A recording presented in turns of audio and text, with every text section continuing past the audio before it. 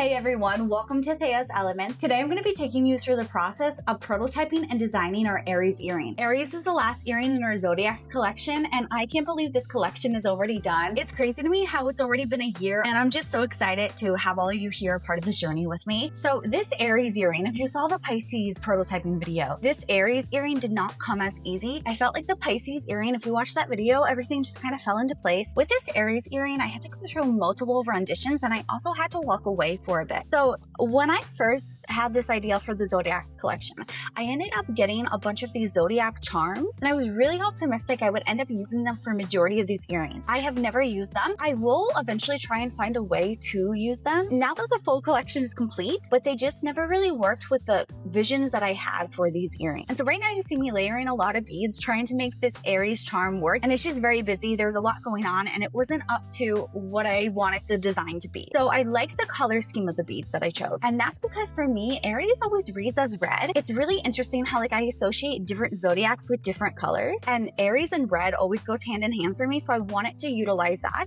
I was thinking of having a gold, white, black, red color scheme, and even with the final design, the color scheme is what stuck. So I had the right vision, it just took me a while to get there. So another idea I had while I was scrolling Instagram, I always see those beautiful earrings that the best way I can describe them, they're kind of like layered clusters of beads, and I love how they fall. I feel like they drape beautifully, and I saw a tutorial for how to make it. So I had an idea to try making that for the Aries earring. I thought that it could look cute. You see me taking a bunch of short wires and layering beads on them so that I could test that out. And I also had an idea to take a piece of chain, and I don't fully remember where I was going with this, but I knew that I wanted it to be about the same length as this metal charm that I have, because I was also trying to work that into the design. And basically at this point, I was trying out many different things and maximizing the earring so that I could see what worked. Now what I'm doing with the chain is a technique that I always love to do when I'm trying to make a chain the same length. I'll hook both ends of it to a wire and hold it up, and then cut it down the middle and then hold them so I can see if they're the same length. And if they're not, I'll just cut another piece until they are. But that's the easiest way I found to measure my wires, is to literally hold them next to each other instead of trying to place them down, because when they hang, they fall naturally. If they're on a table or something, there could be a kink in the chain that I do not see. So now what I'm trying to do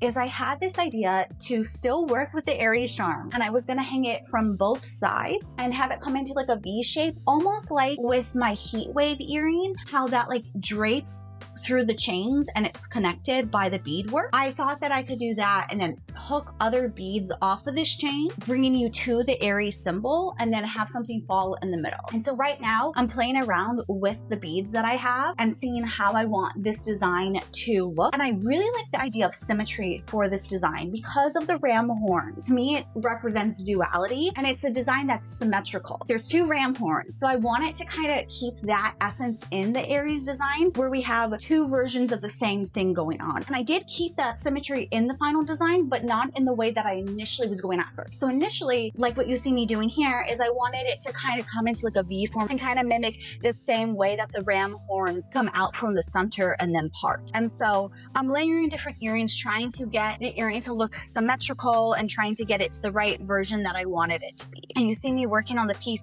that's going to hang in the middle now. And I was struggling with it for a minute, not sure if I liked it or not. That was the main theme of this Aries earring. I was struggling with it. It really took me a long time to figure out what I liked. I always loved the essence and the vibe that I was going for, but the actual designs were just not turning out how I wanted them to. So right now you see that I hooked the Aries charm, and this is where the big issue came into why this design did not work out. When I hang it, the Aries symbol just kind of wants to fall backwards, where it's horizontal to the ground. I was really trying to combat that with maybe there was a way that I could pull weight on it and have it hang directly down, but because both the hooks are on the sides of it, there's nothing keeping that middle piece down, and there's no area for me to attach anything there to keep it down. I did have this idea that maybe I could put something behind it to hold it, but it just was not working out how I wanted to. But at this point, I was still a little optimistic that I could make it work. Also, if you know my history with the one-step looper and you're seeing how some of these hooks are coming out, you will understand my beef with the one-step looper.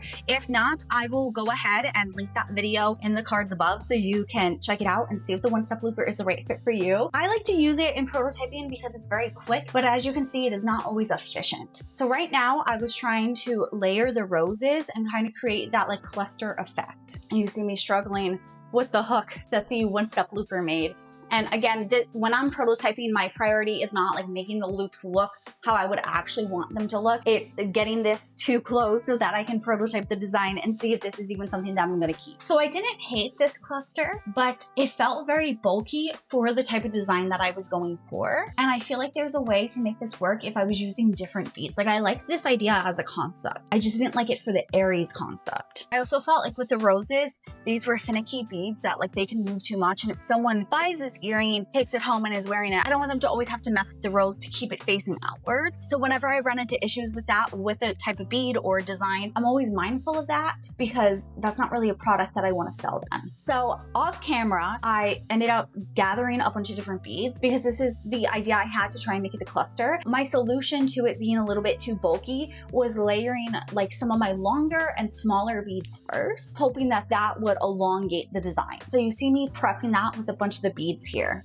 So now that I got all the beads hooked, I'm applying them to the jump rings. I really like this concept. I liked how the cluster looked. I did struggle with it a little bit because it was my first time ever making something like this, but I liked the idea of it. It just was feeling a little too bulky for what I wanted this earring to be. So I would definitely love to play around with a similar design in the future where I'm leaning into that for the style of it. It just wasn't reading Aries to me. Whenever I think of Aries, because they're the first zodiac sign, I feel like they're the leader moving forward and they're like very confident. And so I wanted an earring that didn't feel like it was like weighing them down, but more so like moving with them. And that's basically how I've always approached these zodiac earrings, is just going with like my own vibe and interpretation of them. And I feel like you guys really like it. I remember I was nervous with my Pisces earring for not including a water element, but I had a lot of really great feedback from that earring where people thought it was really pretty, even though I wasn't leaning into like the stereotypical features of the zodiacs. It like captured the essence of them, which is always what I'm going for.